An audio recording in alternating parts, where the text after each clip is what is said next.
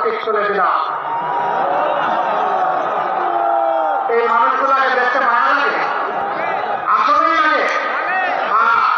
যারা দেশ এবং জাতির জন্য পেরেশান হয়ে কাজ করে, মানুষের অন্তরে আল্লাহ তাআলা তাদের প্রতি ভালোবাসা তৈরি করে।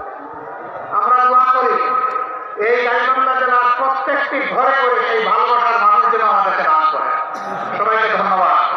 3 নম্বর আসনে অধ্যক্ষ মৌলানা নজরুল ইসলাম সাহেব, ডান দিকে আসেন ভাই, বামে দিব না, ডানে আসেন, আমরা গান করছি রে ভাই, ডানে আসেন। আলহামদুলিল্লাহ, আমরা কোনপন্থী? আমরা কোনপন্থী?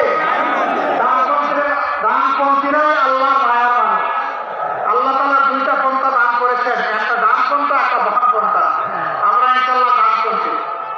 ওনার হাতে আমরা তুলে দিলাম ইনশাআল্লাহ সিনিয়র সাবেক উপজেলা চেয়ারম্যান, একজন নির্যাতিত মানুষ, যাকে আজীবনের জন্য অন্যায়ভাবে শাস্তি দেওয়া হয়েছিল। ও মওলা, তুমি যারা রাখো তারে মারে কে, আর তুমি যারা ধরো তারে ছাড়ে কে? আপনারা আছেন এই ভাইটির সাথে?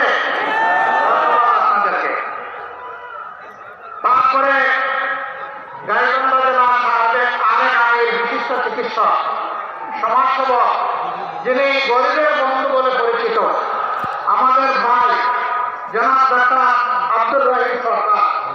তিনি সরকারের নামের দিক থেকে আসেন, আগামীতে তিনি ইনশাআল্লাহ সত্যিকারের সরকারের অংশ হবেন ইনশাআল্লাহ। আপনারা তার জন্য মুখ করে দোয়া করবেন, তার বিজয়ের জন্য ইনশাআল্লাহ আপনারা মরে যাবেন সমানতালে।